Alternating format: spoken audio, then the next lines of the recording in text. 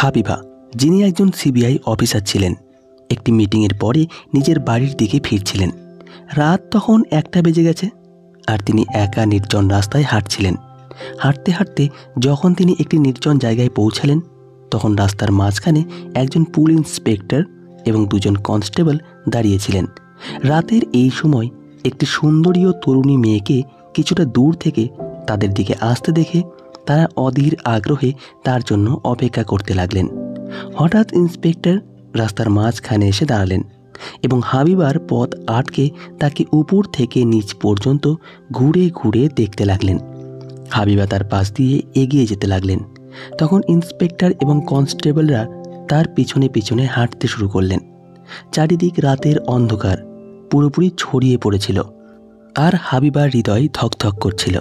হঠাৎ ইন্সপেক্টর পিছন থেকে দ্রুত তার দিকে এগিয়ে গেলেন এবং তার বামু ধরে বললেন, হ্যাঁ ম্যাডাম, কোথা থেকে আসছেন আর আমাদের সঙ্গে না মিলে চলে যাচ্ছেন? 3জন পুলিশের মুখে এক অদ্ভুত নেশার ভাব ছিল। হাবিবা বললেন, একটা জরুরি কাজ ছিল, সেখান থেকে বাড়ি যাচ্ছি। হঠাৎ ইন্সপেক্টর তার চুল ধরে নিজের দিকে টেনে বললেন, আমাকে বলবে না সেটা কি জরুরি কাজ ছিল? হাবিবা বললেন, একটা জরুরি মিটিং ছিল। হঠাৎ 3জন পুলিশ হাসতে লাগলো। এই সময় কি মিটিং? ইন্সপেক্টর বললেন। তারপর বললেন, আমাদের সঙ্গেও একটা মিটিং করে নাও। হঠাৎ ইন্সপেক্টর তার বাহু জোরে টেনে তার কাপড় ছিঁড়ে ফেললেন। তখন হাবিবা বুঝতে পারলেন যে তার সঙ্গে কিছু খারাপ হতে চলেছে। তিনি আস্তে আস্তে পিছিয়ে যেতে লাগলেন, আর ইন্সপেক্টর তার দিকে এগিয়ে আসতে লাগলেন। এভাবে চলতে চলতে যখন ইন্সপেক্টর তাকে ধরার জন্য লাফ দিলেন, তখন হাবিবা হঠাৎ দ্রুত দৌড়াতে শুরু করলেন, আর ইন্সপেক্টরও তার পিছনে দ্রুত দৌড়াতে লাগলেন। হাবিবার শ্বাস তখন তীব্র হয়ে উঠেছিল। তিনি কাঁপতে কাঁপতে প্রাণ বাঁচাতে দ্রুত দৌড়াচ্ছিলেন। হঠাৎ ইন্সপেক্টর পিছন থেকে তাকে ধাক্কা দিলেন, আর তিনি রাস্তার মাঝখানে পড়ে গেলেন।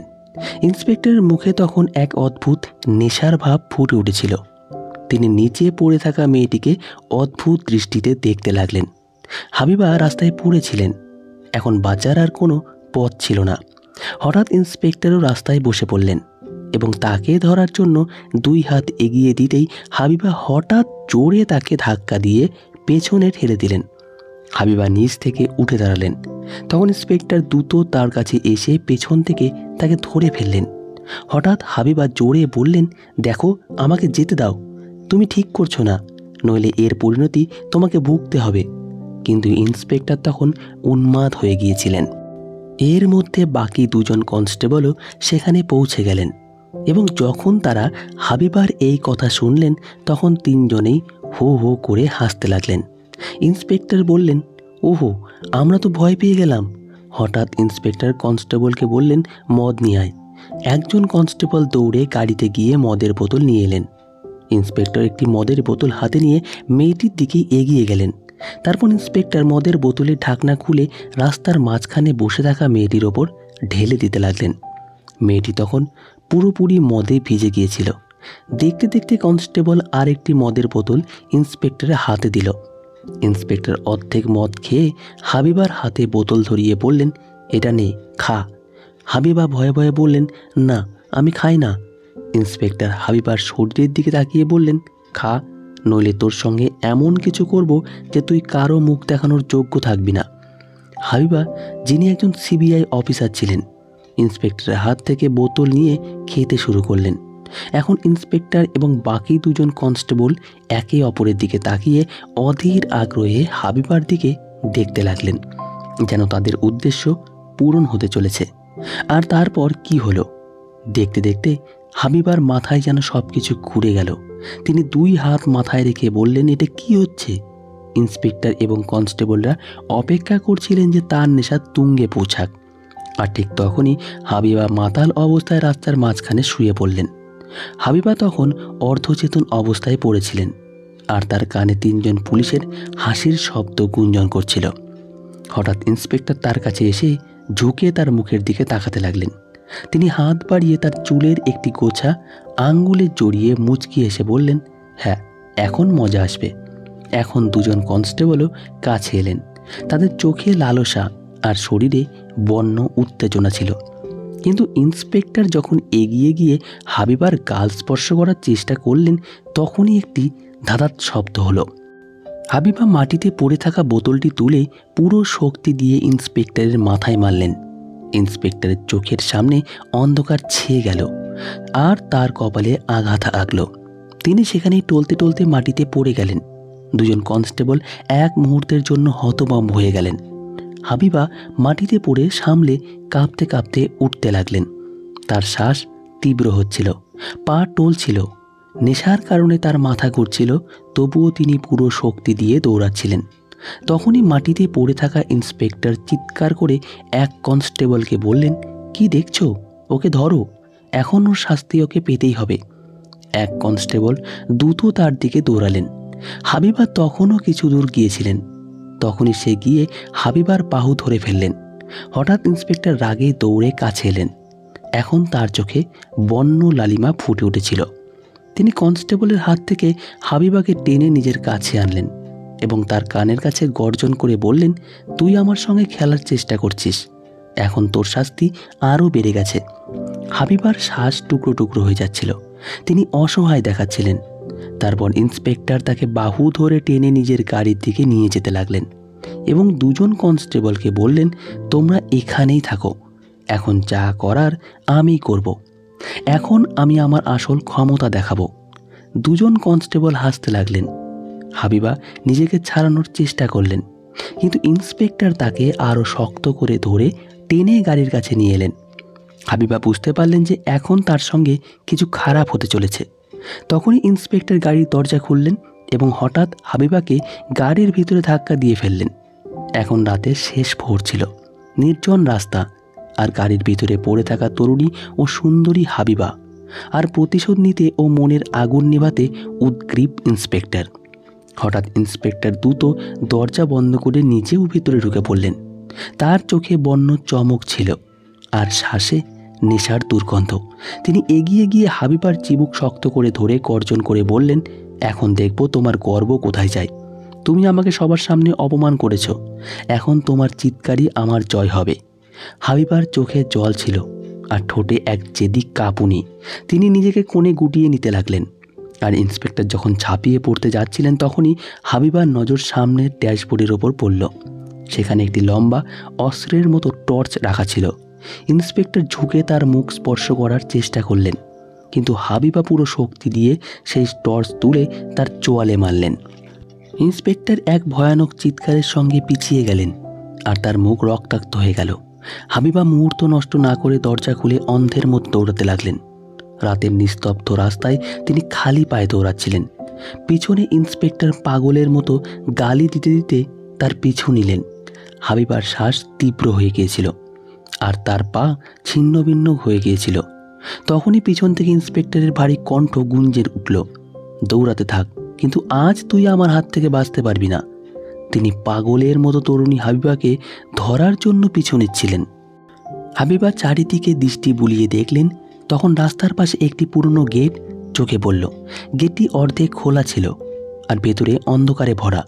এটি একটি পুরনো খণ্ডহর কারখানা ছিল। হাবিবার পা নিজে থেকেই সেদিকে মুড়ে গেল। তিনি টলটলে তো ভিতরে ঢুকে পড়লেন। ভিতরে ভাঙা ইট আর মরচে ধরা মেশিন ছড়িয়েছিল। হাবিবা একটি মেশিনের পিছনে গিয়ে হাঁপাতে হাঁপাতে লুকিয়ে পড়লেন। তার হৃদয় জোরে জোরে ধড়কাচ্ছিল, যা নির্জন রাতকে আরও ভয়ানক করে তুলেছিল। কিছুক্ষণ পরে গেট ধারাম করে খুলল আর ইন্সপেক্টর ভেতরে ঢুকে পড়লেন। তার পায়ের শব্দ গুঞ্জন করছিল। কোথায় লুকিয়েছিস? তার কণ্ঠ কারখানার দেওয়ালে ধাক্কা খেয়ে গুজে উঠল। হাবিবার দাঁতের মধ্যে ঠোঁট চেপে শ্বাস আটকে বসেছিলেন। ইন্সপেক্টর আস্তে আস্তে পা বাড়িয়ে অন্ধকার এদিক ওদিকে দেখছিলেন। তখনই তিনি নিচ থেকে একটি মরচে ধরা লোহার শিক তুলে সেটি মাটিতে ঘষতে ঘষতে এগিয়ে যেতে লাগলেন। হঠাৎ একটি শব্দ হলো। শব্দ শুনে ইন্সপেক্টর জোরে হাসলেন। তুই বাঁচতে পারবি না, আজ এই অন্ধকার কারখানায় তোকে ধ্বংস করবে। হাবিবার চোখ থেকে ঘাম ঝরতে লাগলো। হঠাৎ ইন্সপেক্টরের নজর মেশিনের পেছনে গেল।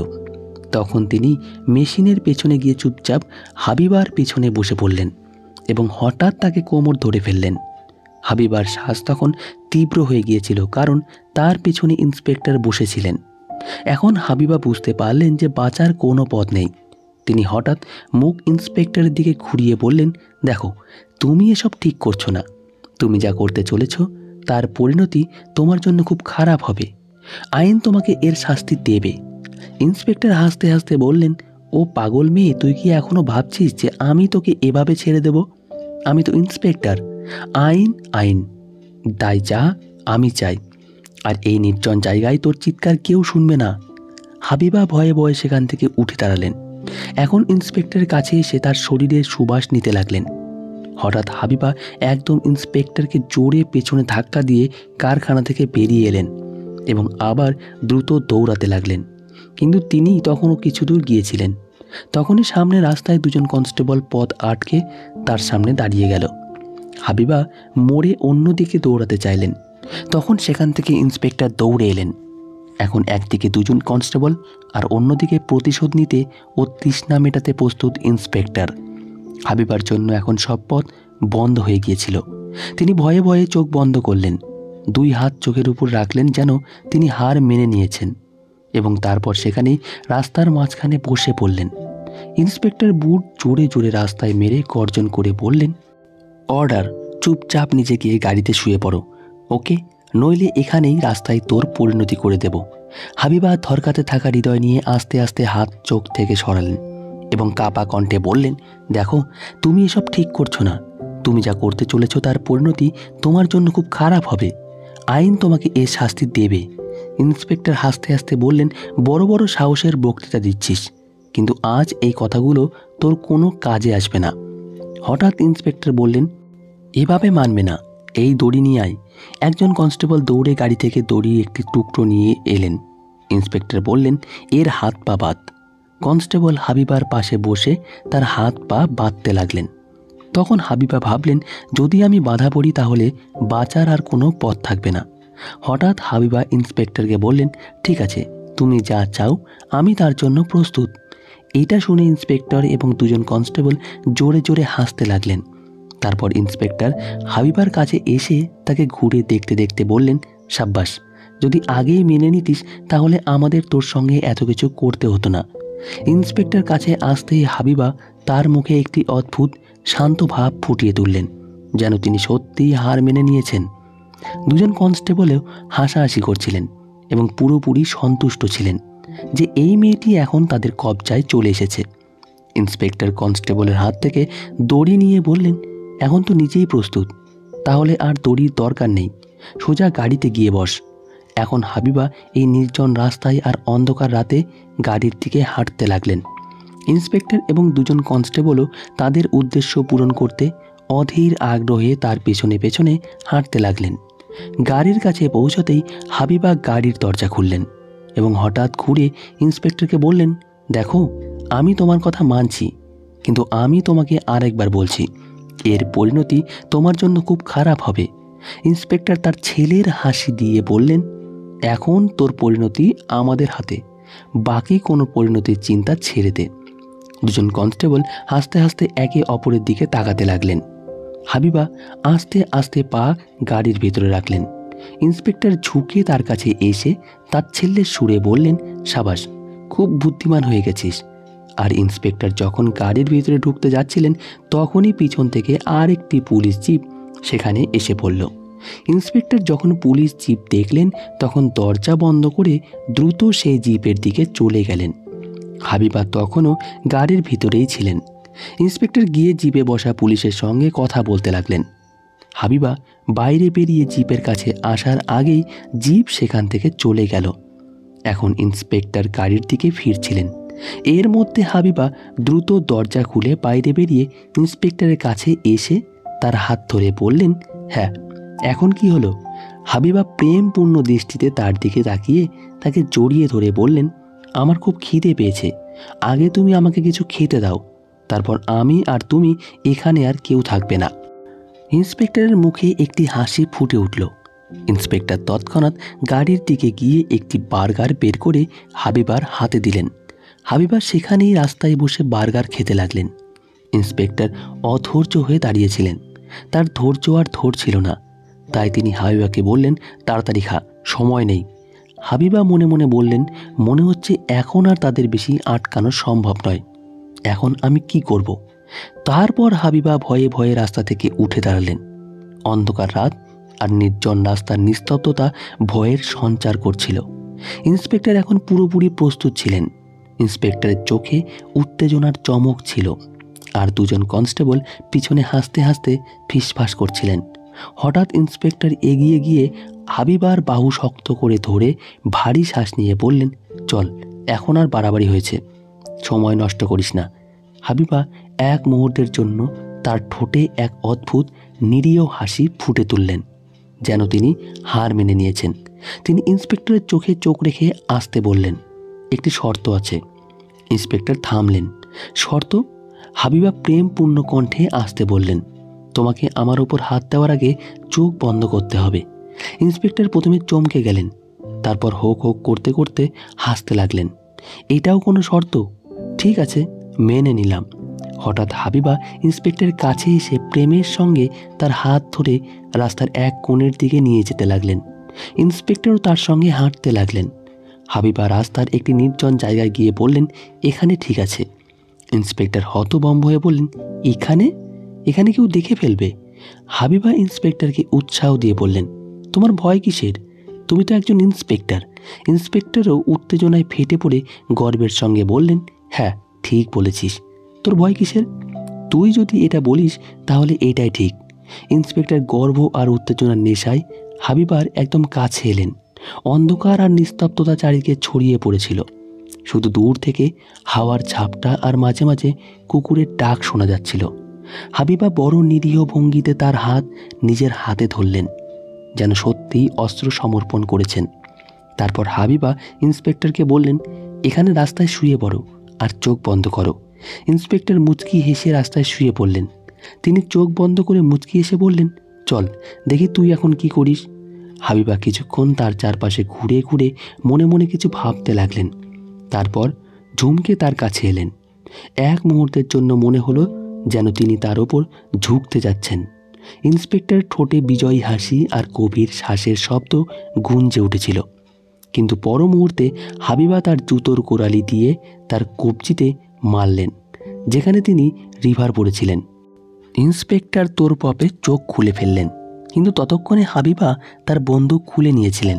ইন্সপেক্টর উঠে রাস্তার মাঝখানে বসে বললেন, এটা কি প্রতারণা করলি তুই আমার সঙ্গে? এই সময় হাবিবার মনে হলো যে তার কাজ এখনও শেষ হয়নি। তিনি মুখে হাসি ফুটিয়ে ইন্সপেক্টরের কাছে এসে বললেন এবং বন্দুক তার হাতে দিয়ে প্রেমপূর্ণ দৃষ্টিতে তার চোখে তাকিয়ে বললেন, আমি শুধু তোমাকে দেখাতে চেয়েছিলাম যে আমি পালাতে চাইলে পালাতে পারি, কিন্তু এখন আমার ইচ্ছা, আমি নিজেই এর জন্য প্রস্তুত। এটা শুনে ইন্সপেক্টরের মুখে হাসি ফুটে উঠল এবং ইন্সপেক্টর হাবিবাকে জড়িয়ে ধরতে লাগলেন। হাবিবা বললেন, এক মিনিট থামো, আগে আমাকে বলো, তুমি কি সত্যিই একজন শক্তিশালী ইন্সপেক্টর আর যা ইচ্ছা তাই ধরতে পারো? ইন্সপেক্টর গর্ব ভরে বললেন, হ্যাঁ পারি। তখনই হাবিবা হঠাৎ ইন্সপেক্টরের হাত ধরে গাড়ির দিকে নিয়ে যেতে লাগলেন। ইন্সপেক্টর হতভম্ব হয়ে সব দেখতে লাগলেন। হাঁটতে হাঁটতে তার গাড়ির কাছে পৌঁছাতেই হাবিবা হঠাৎ গাড়ির ভিতরে ঢুকে গেলেন এবং গাড়ি থেকে একটি লাল রঙের ওড়না তুলে বাইরে এনে বললেন, এটা কার? ইন্সপেক্টর তাচ্ছিল্য সুরে বললেন, তোর মতো কোনো মেয়েরই হবে। হাবিবা এখন তার আসল উদ্দেশ্যের দিকে এগিয়ে যাচ্ছিলেন। তিনি বললেন, আমি বিশ্বাস করি না যে তুমি এত শক্তিশালী আর এসব করতে পারো। ইন্সপেক্টর, যিনি তার পদের গর্বে কথা বলছিলেন, তিনি বুঝতে পারলেন না এবং তার মোবাইল থেকে হাবিবাকে সব মেয়েদের ছবি দেখাতে লাগলেন যাদের সঙ্গে তিনি অন্যায় করেছিলেন এবং গর্বের সঙ্গে সব ঘটনার উল্লেখ করতে লাগলেন। কাল আমি এটা করেছি, পরশু ওটা করেছি, ধরবে কে? আমি তো ইন্সপেক্টর। হাবিবা চুপচাপ সব কথা শুনলেন আর তারপর ইন্সপেক্টরের কাছে গিয়ে বললেন, বাহ, তুমি তো খুব সাহসী। তিনি ইন্সপেক্টরকে বললেন, আয়, আমি এখন তোমার সাহস দেখাতে চাই। তিনি ইন্সপেক্টরকে সেই নির্জন রাস্তায় অন্যদিকে নিয়ে যেতে লাগলেন, যেখানে বাকি দুজন কনস্টেবল দাঁড়িয়েছিলেন। ইন্সপেক্টর খুশি খুশি তার সঙ্গে হাঁটছিলেন। সেখানে পৌঁছে হাবিবা হাসতে হাসতে বললেন, তা ইন্সপেক্টর সাহেব, কি বলছিলেন? তোমাকে ধরবে কেউ নেই। এই বলে তিনি তার কাপড়ের ভেতরে লুকোনো ক্যামেরা বের করলেন। সেই ক্যামেরায় ইন্সপেক্টরের সব অপরাধ, তার গর্বভরা স্বীকারোক্তি এবং প্রতিটি কুকর্ম রেকর্ড হয়ে গিয়েছিল। ইন্সপেক্টরের মুখের রং উড়ে গেল। তিনি ঘাবড়ে গিয়ে দ্রুত হাবিবার দিকে ঝাঁপিয়ে পড়লেন যাতে ক্যামেরা ছিনিয়ে নিতে পারেন, কিন্তু তার আগে একটি জোরালো চড় তার মুখে পড়ল। এখন তার সামনে দাঁড়ানো মেয়েটি আর অসহায় হাবিবা ছিলেন না, বরং একজন সাহসী অফিসার তার আসল রূপে প্রকাশ পেয়েছিলেন। এই সময় পেছন থেকে দুটি কালো জিপের হেডলাইট জ্বলে উঠল, ধোঁয়া উড়িয়ে ব্রেকের শব্দ গুঞ্জে উঠল এবং পর মুহূর্তে কমান্ডো টিম গাড়ি থেকে বেরিয়ে এলো। হাবিবা হাতের ইশারা করলেন, আর দেখতে দেখতে ইন্সপেক্টর এবং দুজন কনস্টেবল মাটিতে ধরাশায়ী হলেন। ইন্সপেক্টরের পা কাঁপতে লাগলো। কাঁপা কাঁপা কণ্ঠে বললেন, এই মেয়ে মিথ্যা বলছে। হাবিবা কার কাছে এসে আরেকটি জোরালো চড় মেরে গর্বের সঙ্গে বললেন, তুমি জানো আমি কে? আমি সিবিআই অফিসার, আর এই টিম আমার নির্দেশে এখানে এসেছে। তুমি ভাবছিলে এই খেলা তুমি আমার সঙ্গে খেলছো, আসলে এই খেলা আমি তোমার সঙ্গে খেলেছি।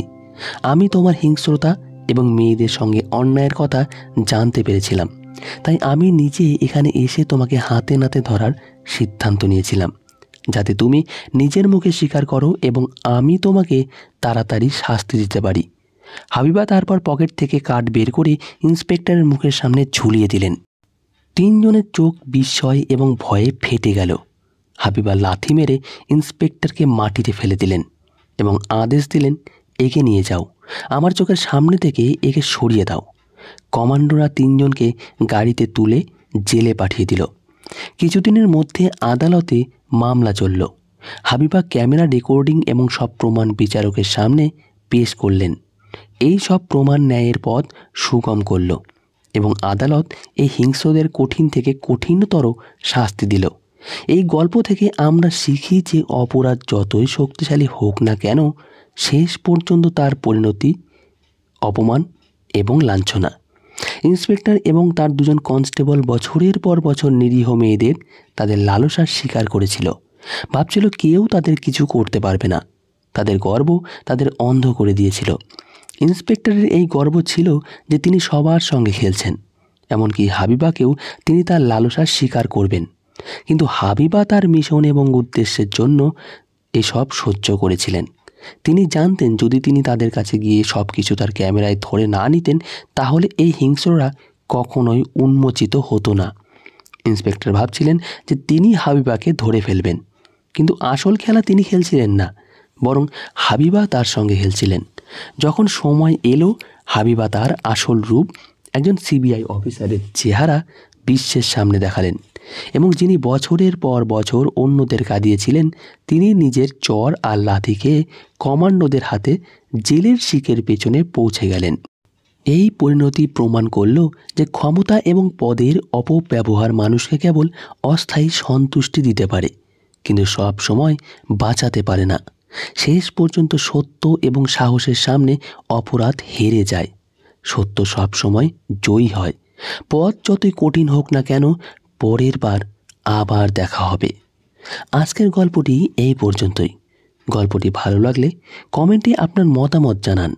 আর হ্যাঁ, আমাদের চ্যানেলটি যারা এখনও সাবস্ক্রাইব করেননি, তারা অবশ্যই আমাদের চ্যানেলটিকে সাবস্ক্রাইব করে রাখবেন, তাতে এরকম আরও অনেক নতুন নতুন ভিডিও পাবেন। ধন্যবাদ সকলকে। ভালো থাকবেন, সুস্থ থাকবেন। দেখা হচ্ছে পরের কোনো ভিডিও।